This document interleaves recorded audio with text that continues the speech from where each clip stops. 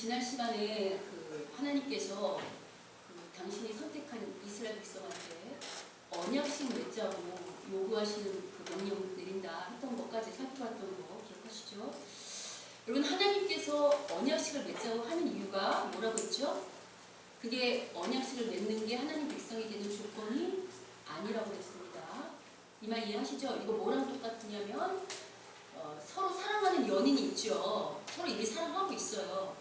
근데 연인이 왜 연인으로 남습니까? 아니면 뭘 하죠? 결혼식 하는 거랑 똑같다고 그랬어요. 연인이 왜 결혼식을 한다고 했습니까? 그렇지. 같이 살고 싶어서. 늘 함께 하고 싶어서. 그래서 결혼식을 한다고 했습니다. 그 동일하게 하나님께서 이스라엘 백성에게 언약식을 맺자고 하는 것도 언약식을 맺어야 내 백성 된다, 그게 아니고 이미 구원한 백성인데 늘 함께하기 위한 그런 새로운 식을, 조약을 하자, 이렇게 말하는 거예요. 결혼을 한다는 건 서로 조약을 맺는 거잖아요. 여러분, 결혼식 할 때 성원 신혼문만 낭독할 뿐만 아니라 둘이 합의하는 약속들이 있습니까, 없습니까? 있죠. 예를 들어서 남편 서로 우리 11시 넘어서 들어올 때 전화를 한다거나 외박하면 안 된다거나 이런 규칙들을 제시하는 것처럼 하나님도 이렇게 언약식을 맺을 때 그냥 결혼식만 하실까요? 언약식만 맺을까요? 아니면 같이 함께 잘 살 수 있는 규칙들을 제시하실까요? 그렇죠. 규칙들을 제시하세요. 그게 오늘 우리가 아까 이제 여러분이 잘 아시는 우리가 이제 시작하는 20장에 나오는 율법으로 대표되는 십계명입니다. 여러분, 우리가 지난주에 그 얘기 했죠. 하나님께서 우리가 함께 살고 싶으신데 하나님이 어떤 분이냐면 거룩하신 분이라고 했어요. 그러면 같이 살려고 하면 취향이 있다고 했잖아요. 그죠? 그러면 하나님이 거룩하시니까 우리한테도 뭘 요구하실까요? 거룩. 그러니까 이제 이렇게 생각하시면 돼요. 이제 오늘부터 우리가 이제 매주 십계명으로 대표되는 이제 율법을 좀 배울 건데, 이거는 단순히 법이 아니고 거룩하게 되는 삶의 기준이 뭐냐, 거룩한 백성이 되는 기준이 뭐냐, 이렇게 이해하시면 됩니다. 율법을 어떻게 이해하시면 된다고요? 거룩한 삶의 기준이 뭐냐. 예. 자, 특별히 여러분, 오늘 십계명 이러는데 성경에는 십계명이라는 말이 실은 있을까요? 없을까요? 없어요. 없습니다. 네, 우리가 지난주 수요일날 공부했지만 없어요. 근데 왜 십계명을 우리가 부르는가? 이제부터 하나님이 많은 율법을 말씀하실 거예요. 같이 살 때. 그리고 그거 아시죠? 서로 사랑이 많고 관심이 많으면 모두 많은 줄 아세요? 그렇지. 그거를 이제 좀 쉽게 말하면 잔소리가 많아요. 관심이 있으니까 잔소리가 많다고요. 하나님께서 이스라엘 백성에게 요구하시는 게 적을까요? 많을까요? 아주 많아요. 그래서 여러분, 얼마나 많으냐면 율법, 그럴 때 레위기 책 한 권 전부가 하나님이 요구하시는 명령, 율법일 수 있을 만큼 많은데, 우리가 왜 십계명이라고 이렇게 하나님이 이렇게 우리가 명명하냐면 그 많은 율법 가운데 핵심적인 거, 그 내용을 간추려서 요약하는 거, 그게 이제 대표적인 게 10가지로 말할 수 있어서 우리가 십계명 이렇게 말하는 거예요. 또 우리가 율법 할 때 보통 이 십계명만 말하거나 혹은 레위기만 말하는 게 아니고, 율법하면 모두 율법인 줄 아세요? 잔소리가 다 하나님의 율법이라 했죠. 그럼 하나님의 뭐가 다 율법이 될까요? 하나님의 말씀. 실은 그래서 여러분, 율법 그럴 때 넓은 의미로는 성경 전체의 말씀도 뭐라고 할 수 있을까요? 구약 성경도 율법이라고 해요. 그래서 이스라엘 사람들은 구약 성경 전체를 율법이라고 그랬어요. 토라. 또 좁은 의미로는 율법, 그럴 때는 어떻게 얘기할 수 있을까요? 십계명을 율법이라고 돼요. 그러니까 그래서 여러분, 오늘 본문 1절 보세요. 1절 보시면 내가 십계명 말한다 이렇게 말하지 아니하고 하나님이 어떡하죠? 1절 보세요. 이 모든 뭘로 얘기하신대요? 그래요. 그러니까 율법 하면 뭘 떠올리셔야 된다고요? 십계명만 떠올리시면 안 되고 뭐를 떠올리시라고요? 하나님의 말씀 전체가 율법입니다. 자, 그러면 제가 앞서서 하나님이 율법을 주신 이유가 거룩한 삶을 살기 위한 거라고 말씀드렸는데, 자, 그러면 오늘은 뭘 할 건가? 이 십계명을 중심으로 하나님이 원하는 거룩이랑 이 계명이랑 어떻게 연관이 됐는지 한번 살펴보려고 해요. 그래서 오늘 첫 번째 계명, 나 외에 다른 신을 두지 말라, 이제 이 말씀을 가지고 오늘 살펴보려고 하는데요. 이거에 앞서서 요 말씀 살펴보기 앞서서 한 가지를 할 거예요. 뭘 할 건가? 율법에 대한 오해, 율법에 대한 편견을 좀 깨고 시작하겠습니다. 자, 뭘 할 거라고요? 율법에 대한 오해와 편견. 어떤 오해와 편견이 있는가? 자, 여러분, 율법 그러면 왠지 나를 자유케 할 것 같아요? 아니면 나한테 무거운 짐을 줄 것만 같아요? 솔직히 말씀해 주세요. 그렇죠. 왠지 이 율법을 하나님 나한테 받고 이 말씀대로 살라고 요구하시는 게 나에게 무거운 짐이 될 것 같죠. 어떻게 무거운 짐이 되냐면 하나님이 이걸 지켜라 하고 요구하셔서 이거를 지키나 안 지키나 살펴보신 다음에 이거 안 지키면 어떡할 것 같아요? 그렇죠. 아무래도 내 맞을 것만 같은 생각이 들어요. 그래서 우리가 하나님 말씀, 율법 그러면 일단 우리 타락한 본성에서 어떠냐면 일단 거부감 붙어 있어요. 왠지 무거운 짐 같고 안 지키면 한 대 맞을 것만 같은, 그래서 왠지 두려운 그런 마음이 있는데, 자, 이 오해를 풀겠습니다. 자, 뭐부터 생각해 보는가? 하나님께서 율법을 왜 주셨을까요? 그걸 생각해 보면 돼요. 어떤 일을 할 때 하나님의 일은 항상 목적이 있다고 했어요. 이유와 목적. 하나님이 율법을 왜 주셨을까요? 이거 주고 지키나 안 지키나, 안 지키면 가만 안 둬야지 이렇게 때리려고 주셨을까요? 그럼 왜 주셨는지, 율법이 하나님 때문에 주어졌을까요? 아니면 사람 때문에 주어졌을까요? 사람 때문에. 우리가 이제 그렇게 생각을 해요. 이게 왜 사람 때문에 주어졌는지를 하나님이신 예수님이 직접 오셔서 말씀하신 사건이 있어요. 그래서 먼저 그걸 좀 살펴보는데, 마가복음 2장 17절에 그 사건이 등장합니다. 우리 앞에 마가복음 2장 17절을 같이 한번 읽도록 하겠습니다. 자, 읽겠습니다. 시작. 또 이르시되 안식일이 사람을 위하여 있는 것이요 사람이 안식일을 위하여 있는 것이 아니니. 여러분 잘 아시지만 예수님 당시에는 오히려 구약보다 더 바리새인들이 율법을 엄청 많이 강조했다고 했어요. 그죠? 그 이유는 뭔지, 이유가 왜 그런지는 제가 수요일날 성경 공부 때마다 다 설명해 드렸어요. 지금 안 해드릴 거예요. 이게 궁금하시면 어떻게 해야 되죠? 수요일 오셔야 돼요. 주일날 다 할 수 없으니까. 어쨌든 여하튼 이 예수님 당시에는 구약보다 종교 지도자들, 특별히 바리새인들이 율법을 어마무시하게 강조했어요. 그래서 율법으로 대표되는 안식일이라든가 할례를 지킨다든가 여러 가지를 강조했단 말이에요.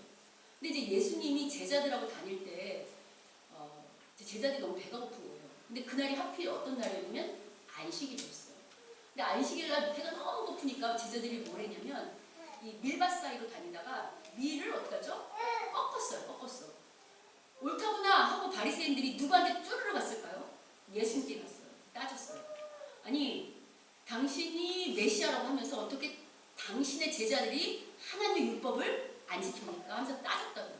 공격하기 시작했어요. 그때 예수님이 하신 말씀은 바로 이 말씀이에요. 안식일이 누구를 위해서 있는 거라고요? 사람을. 사람이 안식일을 위해서 있는 게 아니라 안식일의 사람. 이 말을 바꾸면 율법이 누구를 위해서 있는 거라고요? 사람을. 율법이 우선이 아니고 누가 우선이라는 거예요? 사람이 우선이라는 거예요. 그러면서 이 말씀 뒤에 뭐냐면 내가 안식일의 주인이다 이런 말씀하셨어요. 이 얘기 왜 하셨냐면 이 법을 만든 분이 누구라는 거예요? 하나님이시라는 거예요.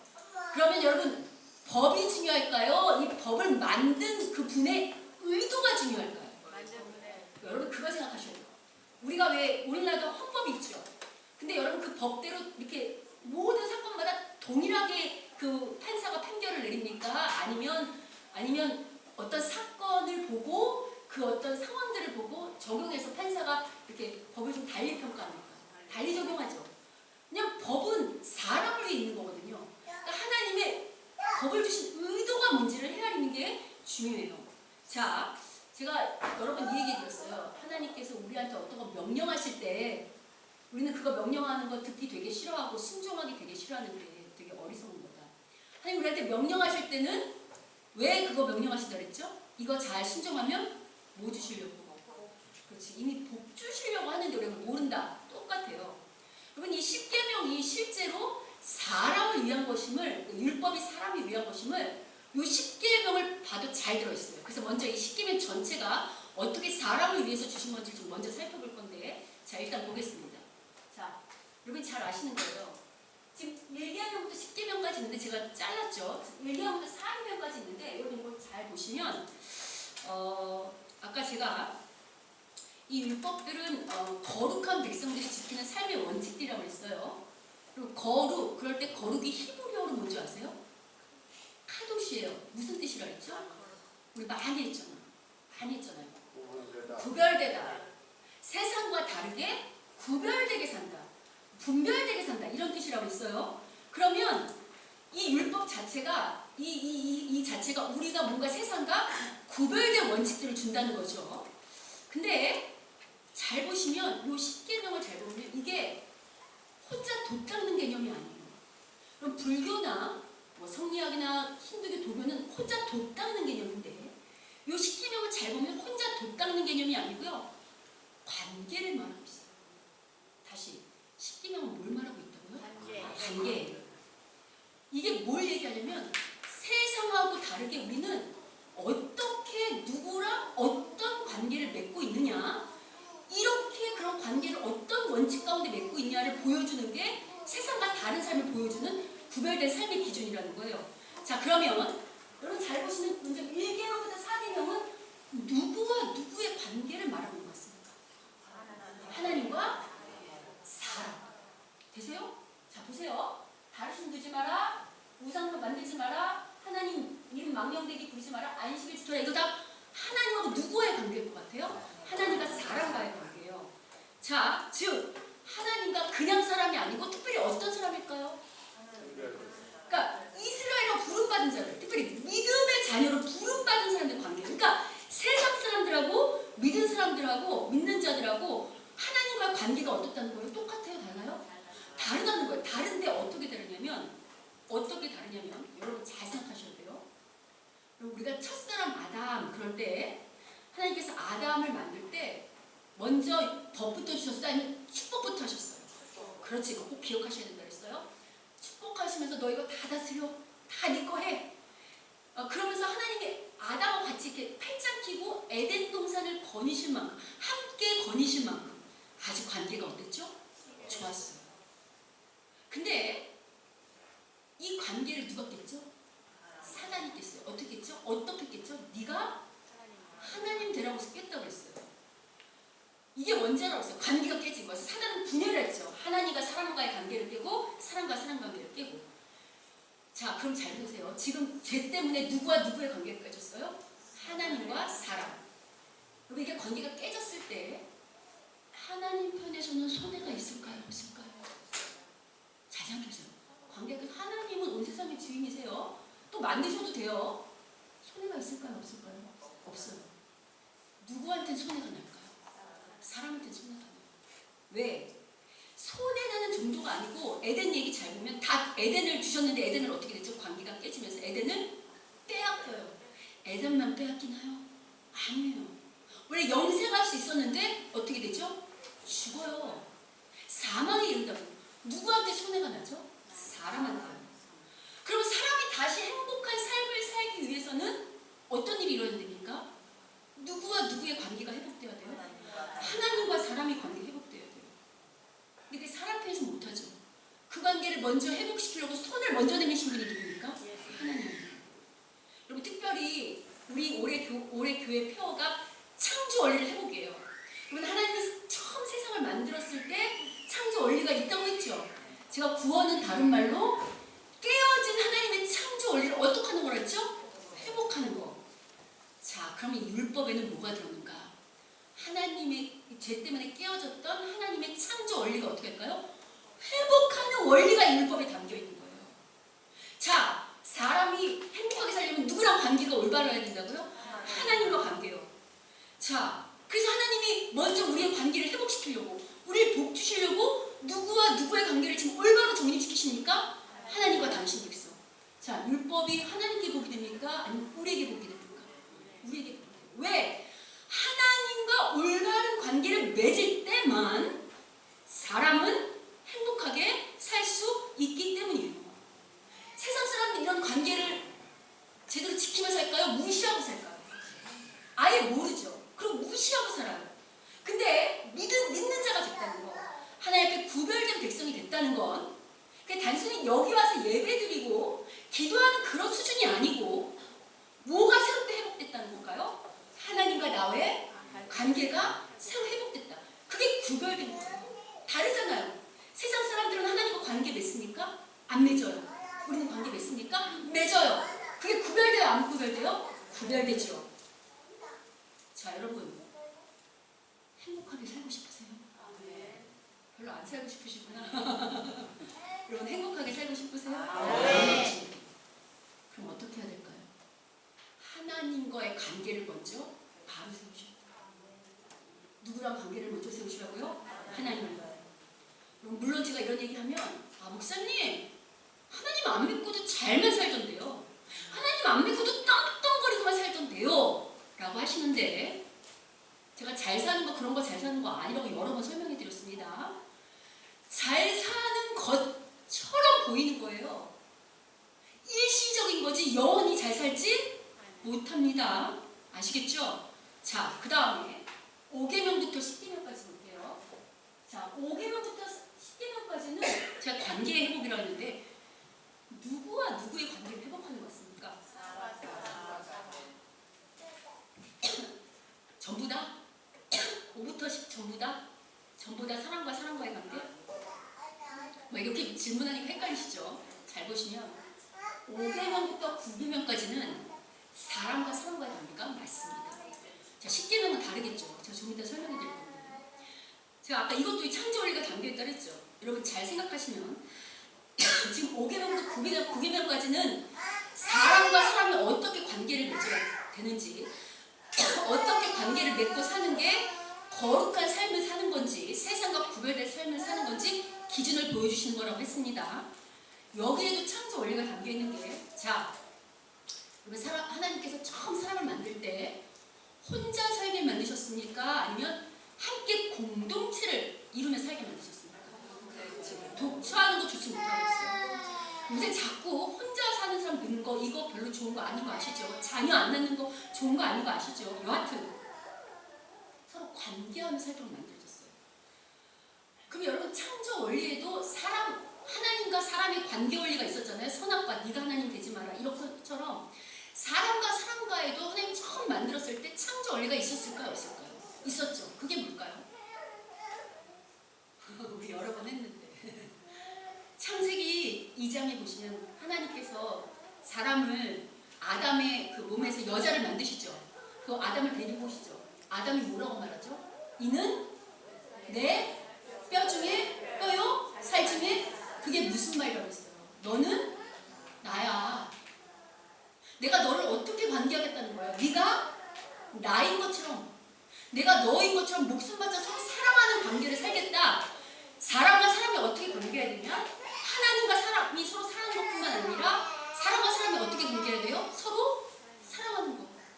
서로 목숨 바쳐 사랑하는 것처럼 네 몸이 내 몸인 것처럼 그렇게 사랑하는 관계로 만들어진 게 창조 원리라는 거예요. 자, 그런데 원죄를 범하는 순간, 선악과를 딱 먹는 순간 하나님과 사람과의 관계만 깨진 게 아니라 누구와 누구의 관계도 깨졌죠? 우리 많이 했잖아요. 아담하고 하와 관계 좋아야 깨졌어요. 우리 많이 했는데 우리 3장에서 많이 봤잖아요. 부부관계가 좋아졌어요? 깨졌어요. 그거 뭘 상징하는가? 사람과의 사람 관계도 깨졌어요. 그래서 여러분 삼촌이 땅을 사면 어떻게 돼요? 이런 관계가 됐다고 타락하니까. 원래는 그렇지 않았는데. 자, 그럼 믿는다는 거, 믿음의 백성이 됐다는 거, 이 원리를 어떻게 해야 되는 거예요? 회복해야 되겠네요. 그럼 세상 사람들은 사람과 사람 관계를 우리처럼 안 하는데 구별된 백성은 사람과 사람 관계가 달라야 되겠네요. 그죠? 그게 이 5계명부터 9계명 안에 들어있을까 안 들어있을까? 들어있어요. 그래서 앞으로 우리가 이런 것들을 낱낱이 한번 살펴볼 겁니다. 자, 그럼 마지막 계명이 내 이웃의 집것을 탐내지 말라. 이건 뭐와 뭐의 관계일 것 같으세요? 맞아요. 사람과 재물의 관계. 하나님과 사람이 어떻게 관계해야 되냐? 사람과 사람이 어떻게 관계해야 사람이 물질을 바라볼 때 왜? 이 모든 물질을 만드신 분이 누구죠? 하나님이에요. 처음에는 사람이 물질 세계를 어떻게 만드셨죠? 통치하도록 다스리도록 만들었는데 지금은 우리가 오히려 뭐의 종이 되었죠? 물질의 종이 됐어요. 그러니까 이 관계를 어떻게 회복할 거냐가 이 말씀 속에 들어있다는 것입니다.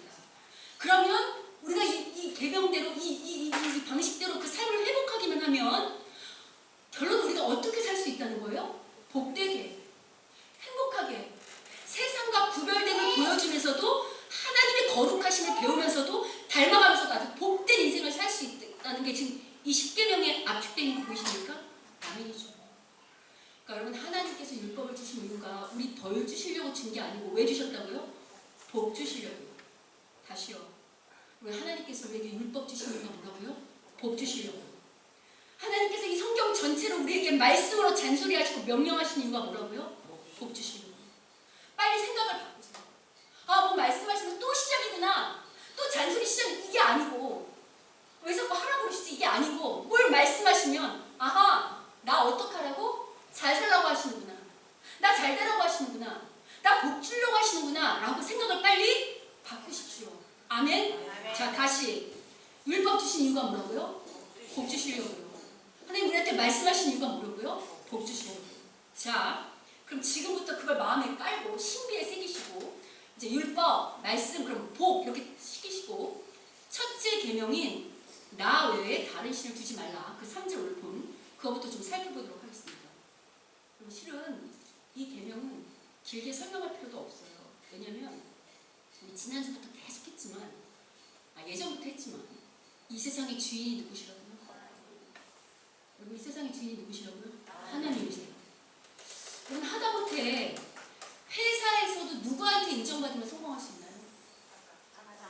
그래, 그 회사의 주인, 그 회사의 주인한테 인정받으면 금방 성공할 수 있죠. 뿐만 아니고 여러분, 우리 지난주에 살펴봤지만 이 세상의 주인이신 하나님께서 우리를 뭘 삼으셨다고요? 당신의 소유. 당신 소유. 하나님께서 우리를 소유 삼으신 이유가 함께하고 싶으셔서 그랬다고 했어요. 근데 하나님이 함께만 하실까요? 아니요. 마치 마음에 맞는 부모가 자식 키우다가 자기 마음에 잘 맞는 자식한테 제일 많이 모든 걸 주는 것처럼 하나님께서 우리를 그냥 소유만 삼으신 게 아니라 우리 수요일날 공부하신 분은 알겠지만 우리를 예수님 안에서 이 세상에 뭐 삼으셨다 그랬죠? 세 글자? 상속자. 기억하세요? 우리가 뭐라고요? 상속자요. 상속자. 하나님 우리한테 다 주시려고 우리를 자녀 삼으셨다고 그랬어요. 자, 그럼 여기서도 참 말씀이 맞아 떨어지는 게 지난주에 그런 얘기 했잖아요. 이 상속자의 특권을 누리는 거 얘기해드렸죠. 그 특권을 누리려면 아무나 받을 수 있다고 그랬어요? 아니면 거룩함을 닮은 사람만 받을 수 있다고 그랬어요? 그래서 하나님 우리 거룩하게 계속해서 만드신다 그랬죠. 말씀이 다 일맥상통하잖아요. 오늘 율법을 주신 이유도 뭐라고요? 거룩한 삶을 살라고. 그 원칙대로 살라고. 근데 그 이유가 뭐라고요? 우리에게 뭐 주시려고? 상속자 삼으시려고.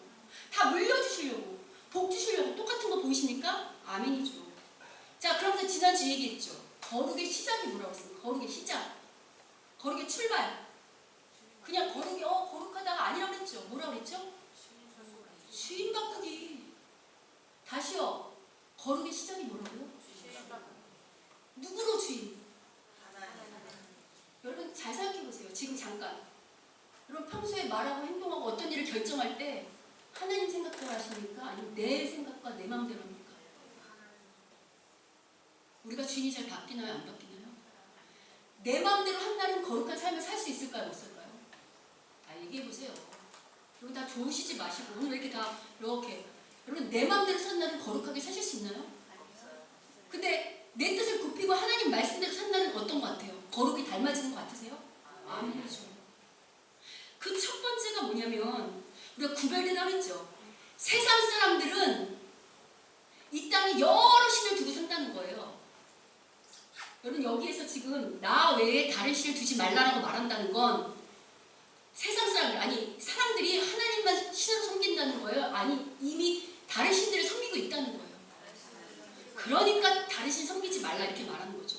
그럼 여러분이 저한테 이렇게 질문할 수 있어요. 아니 목사님 원래 신이라는 건 없다면서요. 하나님 말고 이 세상에 신은 없다면서요. 근데 다른 신을 섬기지 말라고 하는 건 뭔가요? 이건 오늘 못해요. 이건 다음 주에 우상 얘기할 때 해드릴 거예요. 이게 어떤 의미인지. 그래서 매주마다 오셔야 합니다. 말씀을 잘 알아야 돼서. 이건 언제 한다고요? 다음 주에 일단 그러면 하나님은 왜 당신의 다른 신을 섬기지 말라고 그럴까요? 왜 그럴까요? 다른 신이 있어서? 자기가 다닐 신이니까 자기만 섬기라고. 조금 더 하나님 마음으로 말씀해보세요. 왜 자기만 섬기라고 할까요? 하나님 질투하신 하나님이라 다른 신 섬기면 막 질투하셔서 우리 혼내주시려고? 왜 그렇죠? 우리 여태까지 앞에서 여태 설명했는데. 기준을 두라. 와, 저 앞에 설교 다시 해야 되겠네. 여러분, 율법을 주신 이유가 뭐라고 그랬어요?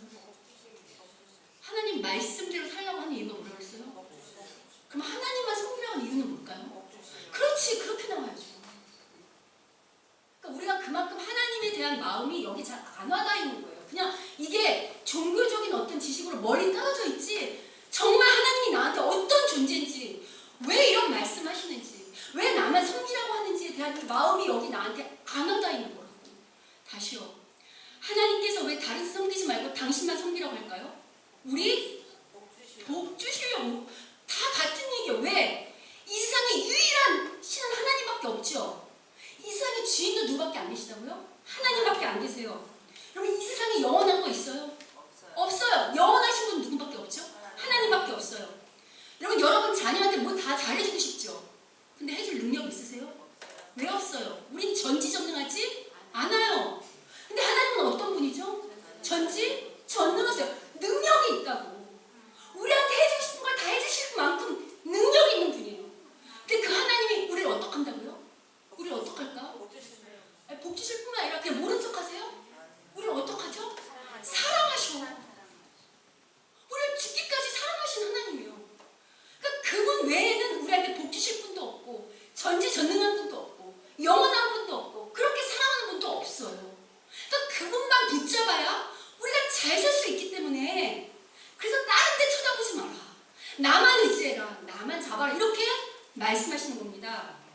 여러분, 성공하는 사람들은 어디에 올인해야 되는지, 어디에 투자해야 되는지 알까요? 모를까요? 그걸 알아요. 여러분, 성공한 인생 살고 싶으십니까? 그럼 우리가 어디다 올인해야 될까요? 하나님께 올인해야 돼요. 어디에 투자해야 될까요? 하나님께 투자해야 됩니다. 그런데 문제는 하나님이 세상보다 잘 보여요, 안 보여요? 우리한테 보이는 건 어떤 게 보이죠? 당장 눈앞에 있는 현실과 세상이 보여요. 사람들이 자꾸 보이는 것을 더 붙잡게 된다는 겁니다. 여러분, 실은요, 제가 10년 정도 공부했잖아요. 10년을 공부했으면 학기가 1년마다 2번이니까 20번의 학기가 돌아온다는 거예요. 여러분, 20번의 학기가 돌아온다는 건 20번에 뭐를 내야 된다는 걸까요? 등록금을 내야 된다는 거예요. 학년이 올라갈수록 공부가 더 이렇게 석사, 박사 이렇게 올라갈수록 학비가 어떨까요? 아주 많이 비싸요. 매번마다 우리가 아시는 사역자들은 생각만큼 그렇게 부자가 아니에요. 늘 진짜 그달 일용할 양식으로 사는데 학비가 만만치 않죠. 매번 고민했겠죠. 제가 이제 이 학비 때문에 늘 기도하다가 정말 딱 한 번 사람한테 말해본 적이 있어요. 정말 딱 한 번. 근데 내일 모레가 이제 등록 날인데 등록을 못할 것 같아서 제가 그걸 해결받았을까요? 아니면 해결 못 받았을까요? 해결 못 받았어요. 사람한테 말해서. 제가 되게 부끄러웠어요. 근데 그냥 결심을 했어요. 그게 이제 초창기 때인데 공부 한 3년 전에 원래 잘 말 안 하는데 그때 처음으로 결심한 게 있어요. 다시는 사람에게 말하지 않으리라. 학비가 생기지 않으면 하나님이 나 공부 그만하라는 줄 알고 안 하리라. 절대 말하지 않으리라. 그렇게 결단을 했지만 매 학기마다 이 등록금 날짜가 돌아오면 사람이니까 기도하지만 걱정이 될까요? 안 될까요? 되죠. 두려울까요? 안 될까요? 두려워요. 그러니까 어느 날 제가 이런 생각을 했어요. 돈 걱정을 하니까 우리 아버지가 내 부모, 살아있는 내 부모가 우리 엄마나 아빠가 좀 삼성 이건희처럼 재벌이면 참 좋겠다라고 생각하는 날이 있었어요. 제가 누굴 붙잡은 거죠? 하나님 붙잡나요? 아니면 돈 붙잡는 거예요? 아니, 제가 우리 엄마 아빠가 재벌이면 좋겠다고 생각하는 그 순간은 제가 하나님을 의지한 걸까요? 아니면 돈을 의지하는 걸까요? 돈 의지하는 거죠. 나도 돈 좀 많았으면 좋겠다 그러는 거잖아요. 실은 아버지가 재벌이었으면 좋겠다는 제 이렇게 등을 딱 때리시는 것 같으면서 뭐라냐면 내가 네 애비다. 제가 이건 우리 아버지였으면 좋겠다고 생각했거든요. 근데 탁 트리면서 내가 네 애비다 이러시는 게 들리더라고요. 그리고 실제로 그 이후에 졸업할 때까지 내 학비는 누가 책임졌을까요? 내가 네 애비다 했던 하나님이 책임졌어요. 저는 어떤 훈련을 받은 걸까요? 오직 누구만 의지하는 하나님만 의지하는. 여러분 이 정도 아니에요. 실은 이 공부를 할 때 지도 교수님은 상당히 중요해요. 그러니까 영적인 아버지라고 할 만큼, 그러니까 내 학문의 아버지라고 할 만큼 지도 교수님이 상당히 중요한데요. 제가 이제 저희가 박사가 보통 3학년이에요. 박사 2학차쯤 됐을 때 우리 지도 교수님이 2학차 말 다 됐는데 미국으로 목회하러 가신다는 거예요. 그럼 제가 그동안 준비했던 논문은 다 엎어야 돼요. 왜냐면 새로운 교수님하고 쓰기가 그렇기 때문에 생각이 다르기 때문에. 뿐만 아니고 그리고 세상도 줄을 잘 서고 인맥이 있어야 이렇게 어떤 일이 확장이 됐죠. 사람에서 일하니까. 사역도 그럴까요? 안 그럴까요? 우리 지도 교수님이 역량이 있으시면 제가 아마 그 밑에 수제자면 지도 교수님 저를 끌어주실까요? 안 끌어주실까요? 당연히 끌어주죠. 근데 그분이 사라지면 저는 뭘 잃은 거냐면 끈을 잃은 거예요. 속된 말로 끈 떨어진 강아지 같은 신세가 된 거죠. 근데 그럴 때마다 제 마음에 드는 생각은 뭔가 하나님 저한테 뭘 훈련시켜줄까요? 사람 의지하지 말고 어떤 줄을 의지하지 말고 세상의 끈 의지하지 말고 어떤 끈만 잡으라는 거예요? 하나님 끈만 잡으라는 거예요. 하나님 줄만 잡으라는 거예요. 물론 사람 끈이 있고 세상 줄이 있는 사람보다 더디 갈 수 있겠죠. 돌아가는 것처럼 볼 수 있겠죠. 늦게 가는 것처럼 볼 수 있겠죠. 그러나 신앙의 영적으로 보면 누구에게 이긴다? 오직 누구만 잡는 것이 하나님만 잡는 훈련을 받는 게 유익입니다. 아멘? 아멘. 여러분 저는 단순히 여기에서 훈련받은 게 아니라 돌아봤을 때 매 순간순간 하나님이 어떻게 역사하시는가 어떤 줄만 잡으려고 하나님 줄만 잡도록 인도하셨음을 고백하고요. 그게 저의 복이라고 생각합니다. 근데 이런 간증은 저만의 간증이 아니에요. 제가 아시는 분의 목사님 아드님이 계신데 이 청년이 공부를 되게 잘했어요. 그래서 서울대나 연고대 갈 수 있는 실력이 되는데도 불문하고 이제 기도를 했는데 그러니까 사람마다 다른데 이 친구는 당시에 어떤 마음이었냐면 한동대를 가라는 그런 이제 사인이 왔다고 제가 느낀 거예요. 근데 이 친구가 그 한동대를 갈 당시만 해도 지금은 한동대가 꽤 선후배도 많고 유명하지만 여러분 한동대 아시죠? 한동대는 기독교 이념으로 세워진 기독교의 인재를 양성한다고 세웠던 학교예요. 근데 한동대 설립 초기에는 이 한동대가 되게 어려웠어요. 이 친구가 그때 한동대 설립 초기에 들어왔거든요. 근데 한동대가 설립한 지 얼마 안 됐으니까 선배가 있을까요? 없을까요? 없어요. 여러분 한국 사회에서 성공하려면 뭐 있어야 합니까? 인맥 있어야 됩니다. 학연 있어야 되고요. 이 줄이 있어야 됩니다. 선후배 끌어주는 게 있다고요. 아니 여러분 사회나 정치 돌아가는 거 보세요. 다 이 학연 지원으로 들어가지. 근데 이 친구가 이제 결단하고 한동대를 들어갔는데 막상 학교에 들어가 보니까 선배, 자기를 끌어줄 선배도 없고 학교는 이제 초입이고 이 친구 마음에 나 이제 이 학교 졸업하면 나를 끌어줄 선배도 없고 아직 세상적으로 지명도도 낮고 하는 마음이 들었던 거예요. 그런 마음 들 수 있을까요? 없을까요? 충분히 들 수 있죠.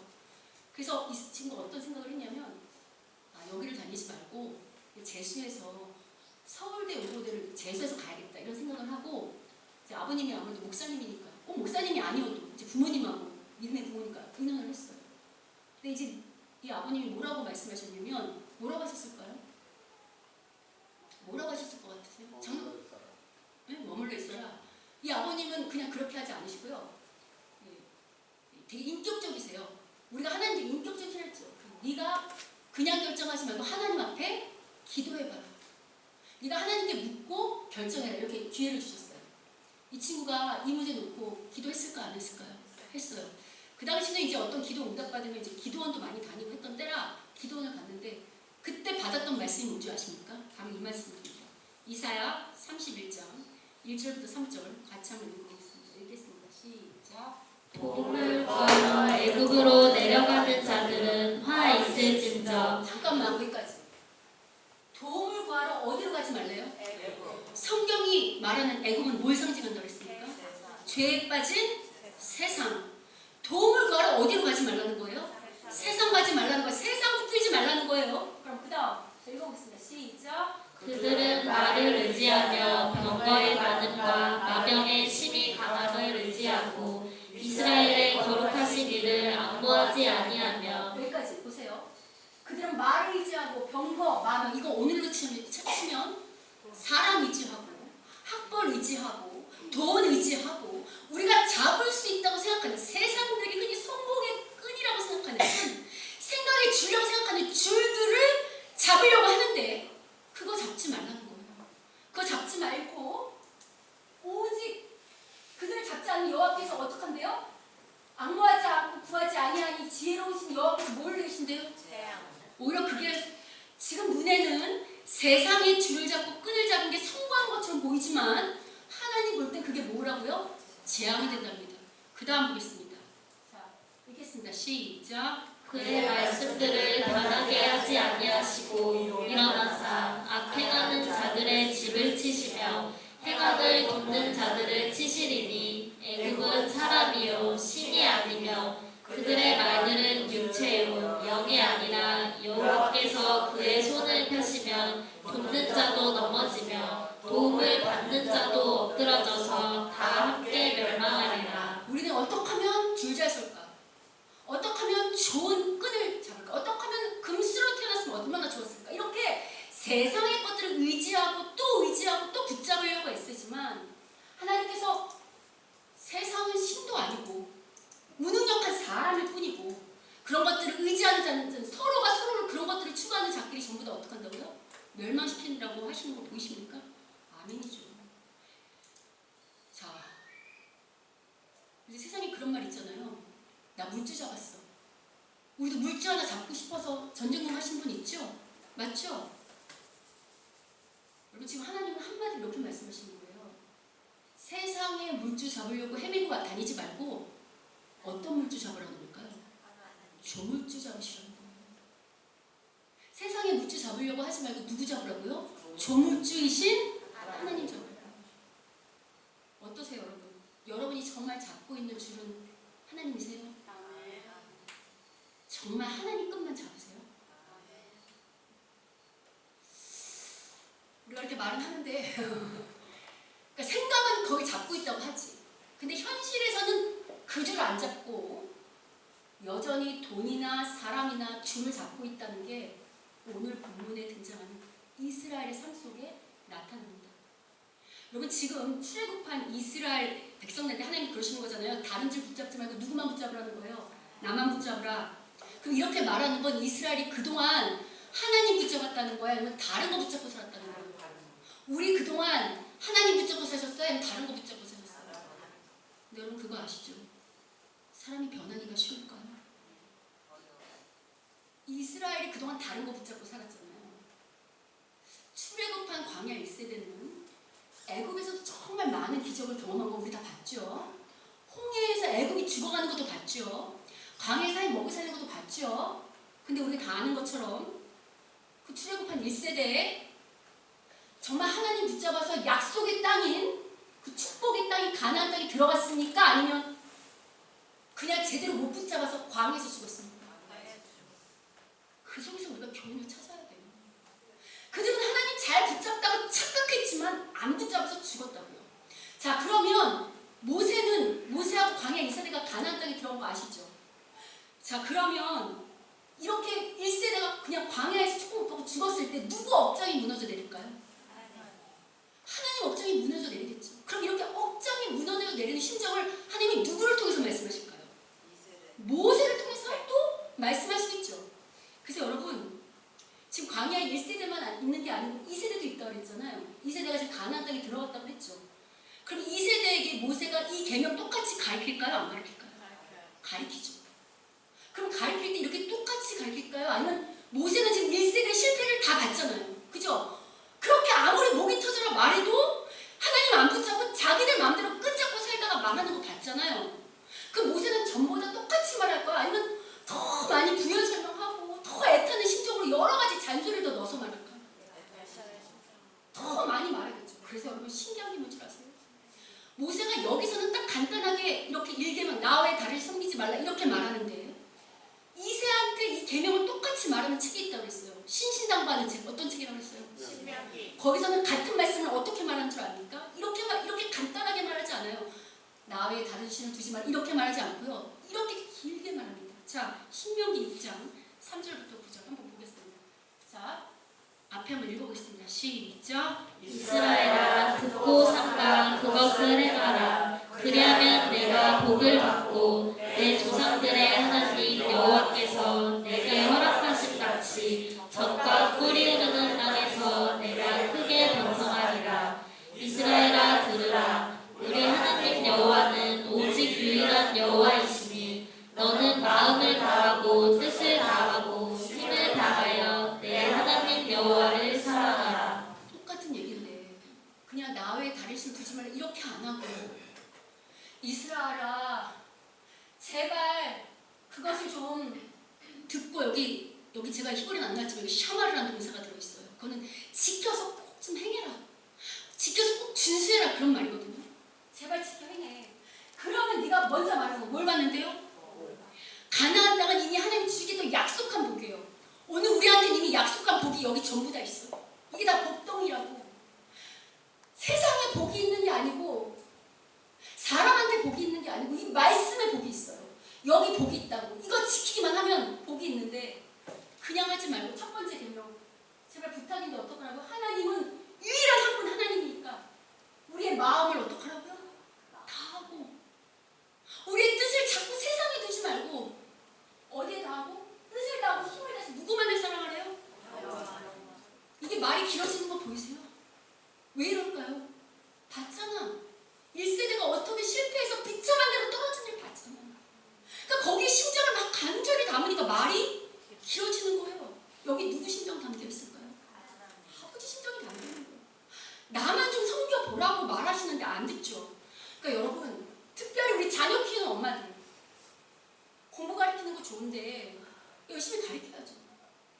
근데 하나님 안 가르치면 안 돼요. 믿음을 먼저 가르쳐야 된다고. 어릴 때부터 크면 이미 늦었어. 안 들어. 그걸 바꾸려면 시간이 많이 필요해요. 여러분 커서 믿으니까 힘들어요? 안 힘들어요? 습관이 안 붙는다고. 11조 되는 것도 힘들어요? 어려워요? 힘들어요? 쉬워요? 힘들죠? 어릴 때부터 습관이 붙으면 그게 어떨까요? 몸에 배요. 예배 자리 나오는 거. 하나님 사랑하는 이게 어릴 때부터 몸에 배면 어려울까요? 쉬울까요? 그냥 쉬운 거. 밥 먹고 양치하는 것처럼 세수하는 것처럼. 근데 오늘날 믿는 엄마들이 믿는 부모들이 애들한테 하나님을 열심히 가르칠까요? 아니면 공부를 열심히 가르칠까요? 공부 가르칠 때는 과외도 3, 4배 시키잖아요. 하나님 가르치는 그렇게 투자? 안 해요. 여러분 지금 모세가 신신당부해서 이렇게 말하잖아요. 오늘 이 말씀 누구한테 하는 걸까요? 우리한테 하시는 거예요. 그럼 물질을 쓰실 때도 물질의 주인이 누구라고요? 한번 해보세요. 가난할수록 해보세요. 내가 재정이 어려울수록 하나님과 떼어먹지 말아보세요. 한번 진짜로. 그럼 악순환이라니까. 아까 봤잖아. 애국 섬기고 자꾸 세상 사랑하면 막 이렇게 자꾸 악순환 내려간다. 한번 도전해보세요. 여러분 시간의 주인이 누구시죠? 제가 매주 예배할 이런 얘기 아니잖아. 뭐 시간 그게 아니고 눈 뜨면 누구부터 생각하라는 거야. 누구부터.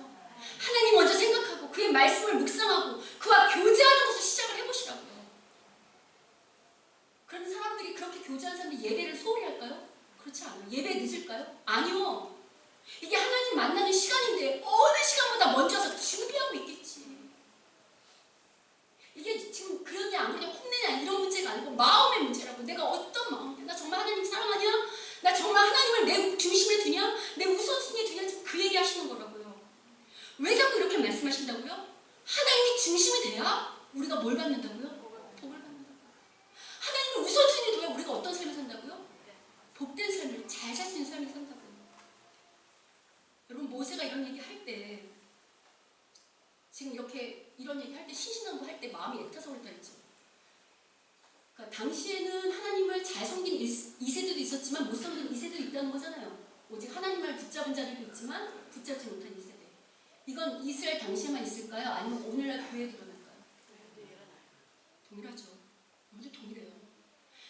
하나님뿐만 아니라 목회하는 목사로서도 안타까운 건 뭔 줄 아십니까?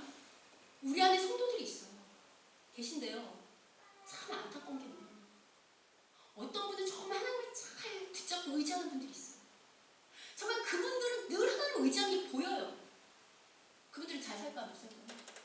잘 살아요. 평안하게. 근데 어떤 분들은 입술로는 하나님 의지하는